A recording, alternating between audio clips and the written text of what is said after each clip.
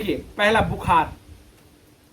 क्या क्या हो सकता है बच्चों में, ज्यादातर जो समस्याएं देखने को मिलती हैं उनका मैंने लिस्ट बनाया हुआ है। बुखार, खांसी, निमोनिया, लूज मोशन, डायरिया, पीलिया, कमजोरी, सूखा रोग। इसका कमेंट काफी दिन से आ रहा है, इसको भी बनाएंगे। लैट्रिन रोज नहीं होना, ठीक है। बच्चे को खाना नहीं खाना, भूख नहीं लगना, ठीक है। बच्चे में टाइफाइड, मलेरिया, बच्चे में पेट दर्द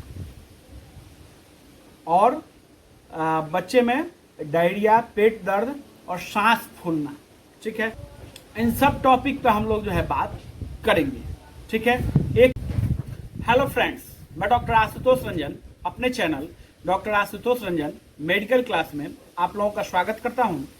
आज का मेरा टॉपिक है, काफ़ी दिन से कमेंट आ रहा था और काफ़ी व्यूवर्स मुझे कमेंट कर रहे थे, सर बच्चों का सीरीज स्टार्ट करिए, बच्चों में क्या क्या बीमारियां होती हैं, ठीक है, उनको बच्चों के मेडिसिन का डोज बताइए, यही बार बार लिख रहे थे। देखिए, मैं डोज आपको कैसे बता दूं, मुझे समझ में नहीं आ रहा है। एक एक मेडिसिन का डोज मैं बताऊंगा आपको, जो है कि मैं सोच रहा हूं कि बीमारी के साथ डोज बताऊं कि इस बीमारी में इस मेडिसिन का इतना डोज होगा, ठीक है। तो बीमारी के साथ आपको डिस्कस करेंगे, तो कौन कौन सी दवा उसमें चलाना है ये भी आप जान जाएंगे, ठीक है। नहीं तो मैं ऐसे ही सभी मेडिसिन को उठा के डोज बता दूं। काफी लोगों ने यूट्यूब पे बताया हुआ है, इसका इतना इतना इतना इतना, दूसरे का आप पेशेंट ठीक कर लीजिएगा, नहीं ठीक होगा, आप जो है गाइड नहीं कर पाइएगा, आपको जो है पता ही नहीं चल पाएगा। तो मैंने सोचा कि बीमारी के हिसाब से आपको बताया जाए, ठीक है, कि बीमारी बच्चे में क्या बीमारी हो सकता है। तो एक मैंने लिस्ट बनाया हुआ है, इन सब टॉपिक को धीरे धीरे हम लोग बनाएंगे। एक दिन में तो नहीं बनेगा, पर गैप कर करके जो है सभी टॉपिक को हम लोग समझेंगे। देखिए, पहला बुखार। क्या क्या हो सकता है बच्चों में, ज्यादातर जो समस्याएं देखने को मिलती हैं उनका मैंने लिस्ट बनाया हुआ है। बुखार, खांसी, निमोनिया, लूज मोशन, डायरिया, पीलिया, कमजोरी, सूखा रोग। इसका कमेंट काफी दिन से आ रहा है, इसको भी बनाएंगे। लैट्रिन रोज नहीं होना, ठीक है। बच्चे को खाना नहीं खाना, भूख नहीं लगना, ठीक है।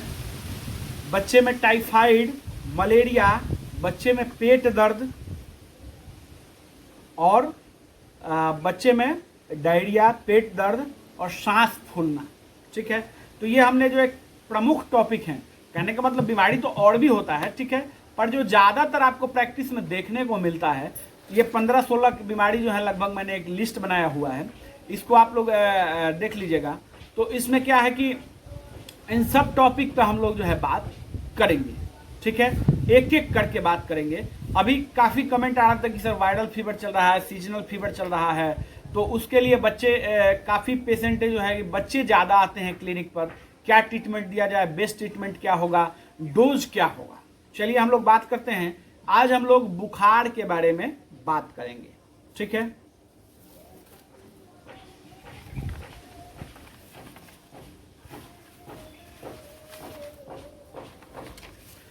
चलिए, बच्चों में बुखार, ठीक है, इसमें सिम्टम तो आपको मुझे लगता है कि नहीं बताना पड़ेगा, बट मैं एक बार आपको रिपीट कर दे रहा हूं। बुखार का सिम्टम तो आप लोग समझ ही रहे हैं, इसमें कोई बहुत बड़ा बात नहीं है, ठीक है। टेम्परेचर, बॉडी टेम्परेचर हाई हो जाना बुखार है, ठीक।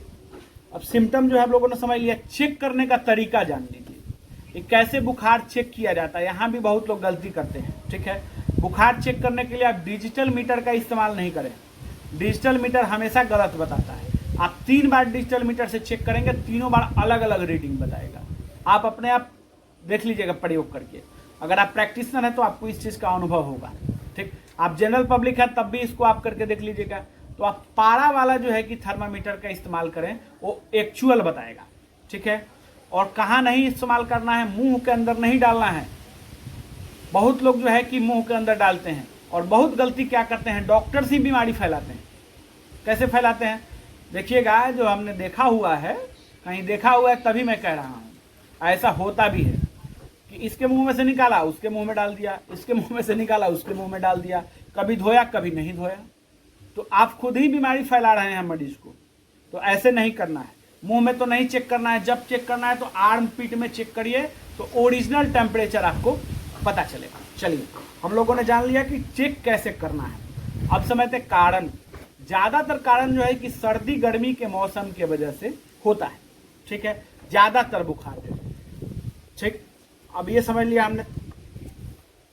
अब हम लोग जो है ये समझते हैं कि नॉर्मल बुखार कौन सा है, ठीक। आपको कैसे पता चलेगा कि ये नॉर्मल फीवर है, ठीक है, और कैसे पता चलेगा कि ये टाइफाइड का फीवर है, बच्चे को टाइफाइड हो गया है। मेरा एक वीडियो है फीवर क्लास का, उसमें देखिएगा, डिटेल मैंने बताया हुआ है कि कैसे बुखार को पहचानना है बिना जांच के, ठीक। अभी हम लोग इसमें बात करते हैं, शॉर्ट में इस सिम्टम को बात करेंगे। तो वायरल फीवर में भी हाई ग्रेड फीवर होता है, 203 तक जा सकता है, और टाइफाइड में भी जो है कि 104 तक फीवर आपको जा सकता है। डिटेल में समझने के लिए आप उसमें मेरे वीडियो को देखिएगा, उसमें आपको पूरा डिटेल में समझ में आ जाएगा। अब हम लोग देखिए, अब एग्जाम्पल ले लेते हैं। एक बच्चे का ट्रीटमेंट करना है जिसका वजन 10 kg है। पेशेंट आपके पास बुखार में आया हुआ है, उस बच्चे को बुखार है, मान के चलिए कि उस बच्चे को 102 बुखार है, सपोज करिए 102, 3, 4 हो सकता है, ठीक। तो आप उसे क्या ट्रीटमेंट देंगे? सबसे पहले गलती लोग क्या करते हैं, इंजेक्शन दे देते हैं। इंजेक्शन नहीं देना है आपको। सुन देखिए, कभी कभी आपका नसीब ठीक है तो कोई दिक्कत नहीं है, पर WHO के प्रोटोकॉल से चलिए तो आपको इंजेक्शन नहीं देना है। सेफ प्रैक्टिस कीजिए। और बच्चों में जो है कि देखिए, बड़े तो थोड़ा सा झेल भी जाते हैं, बच्चों में तुरंत रिएक्शन हो जाता है और तुरंत जो है डेथ हो जाता है। ऐसा केस आपको देखने को मिलता होगा कि इस डॉक्टर साहब ने इनको इंजेक्शन दिया, उनको इंजेक्शन दिया, और ज़्यादातर पेशेंट इंजेक्शन से ही मरता है, ये ध्यान रखिएगा। दवा खाने से पेशेंट नहीं मरता है, 1% कहीं हो सकता है। दवा खाने से अगर रिएक्शन हो गया, कोई दिक्कत होगा, तो आप इंजेक्शन से कवर कर सकते हैं, ठीक है।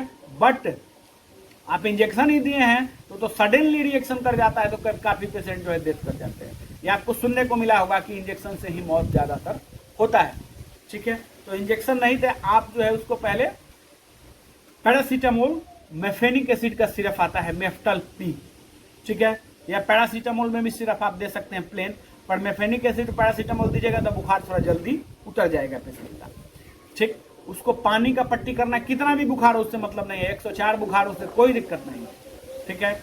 आप जो है डोज जो है उसको, PCM का डोज क्या रहेगा, 15 mg kg से 1 ग्राम kg तक दे सकते हैं 4-4 घंटे में।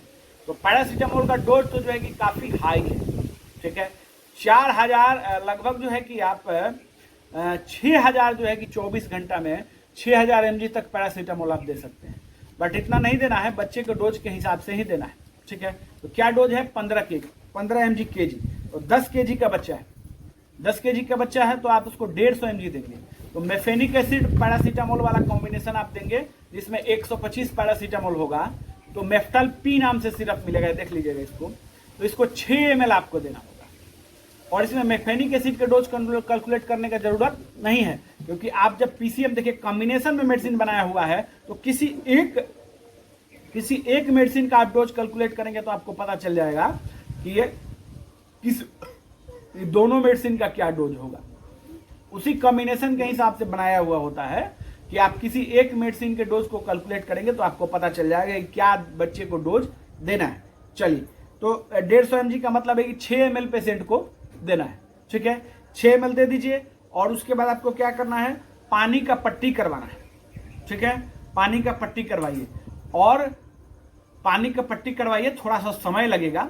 आप सोच रहे हैं कि तुरंत बुखार नहीं उतरेगा, 1 घंटा से 1.5 घंटा समय लगेगा, ठीक। 1 घंटा से कम तो समय नहीं लगेगा, ये ध्यान रखिएगा, ठीक है। पानी का पट्टी पूरा करवाइए, जितना करवाइएगा धीरे धीरे बुखार पेशेंट का उतर जाएगा, ठीक। अब उसके बाद आपको क्या ट्रीटमेंट देना है, उसके बाद आपको ट्रीटमेंट देना है पेशेंट को। सबसे पहले जो है कि आपको एंटीबायोटिक सेलेक्ट करना है, ठीक है। तो एंटीबायोटिक में मेरा सिलेक्शन क्या है, एजिथ्रोमाइसिन।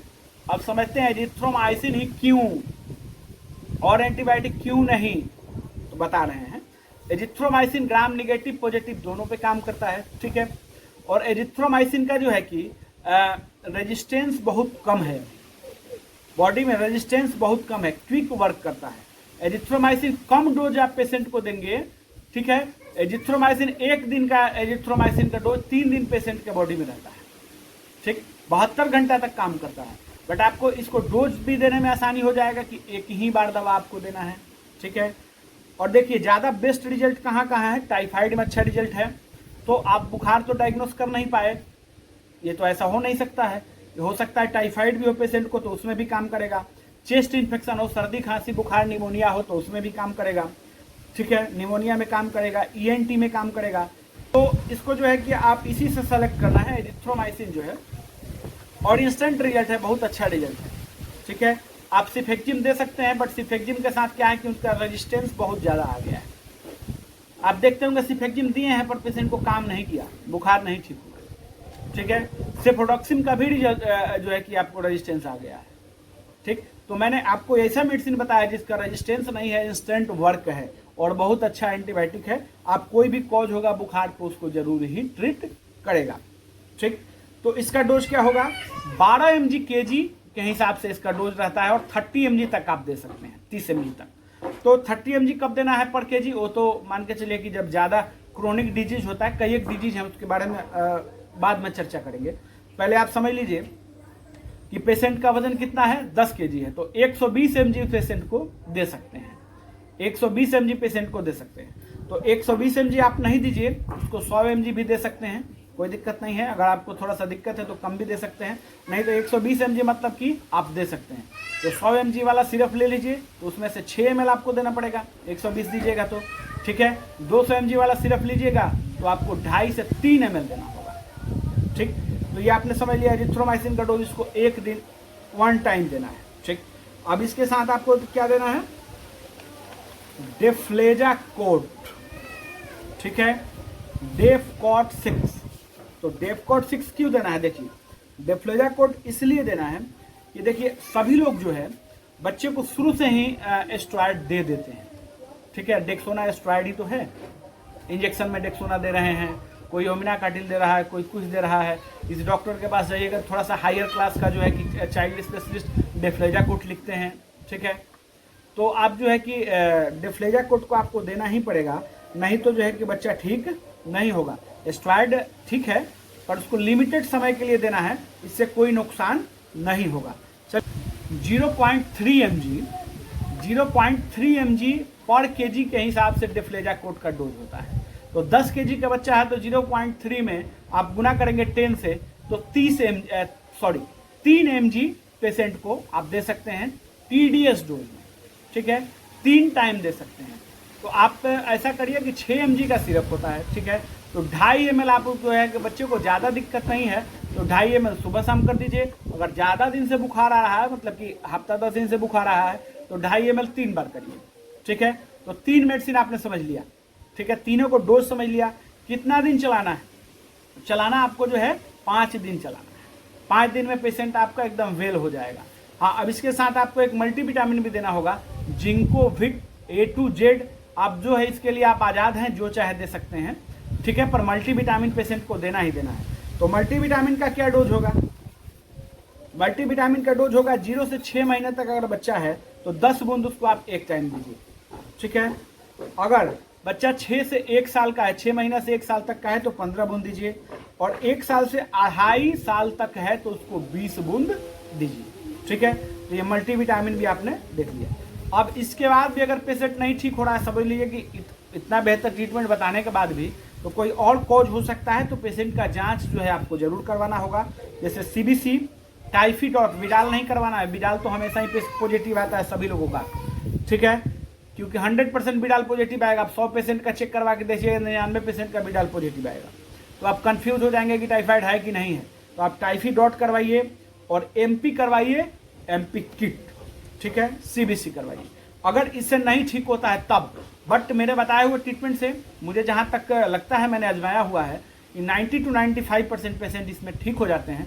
5% पेशेंट जो है कोई और कॉज होगा तो नहीं ठीक हुआ, उसके लिए आपको टेस्ट कराना पड़ेगा। चलिए फ्रेंड्स, वीडियो आपको अच्छा लगा हो तो मुझे सपोर्ट करिएगा, लाइक करिएगा, तो मुझे समझ में आएगा कि आप लोगों को वीडियो अच्छा लगा है।